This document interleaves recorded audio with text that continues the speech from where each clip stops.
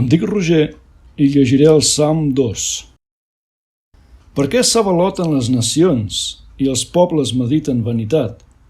Els reis de la terra s'aixequen i els prínceps conspiren junts contra Javé i contra el seu ungit, dient: trenquem els seus lligams i llancem lluny de nosaltres les seves cordes. El qui habita en els cels se'n riu i el Senyor se'n burla. Llavors els parlarà en la seva ira i els atordirà amb el seu furor. I jo ungeixo el meu rei sobre Sió, la muntanya de la meva santedat. Proclamo l'estatut. Javé em va dir: tu ets el meu fill, jo avui t'he engendrat.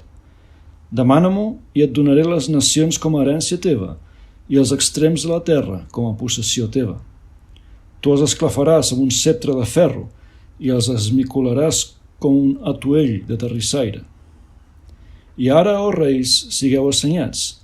Apreneu, jutges de la terra. Serviu Javé amb tremor i alegreu-vos amb tremolor.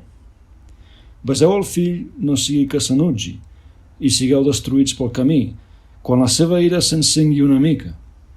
Feliços tots els que confien en ell.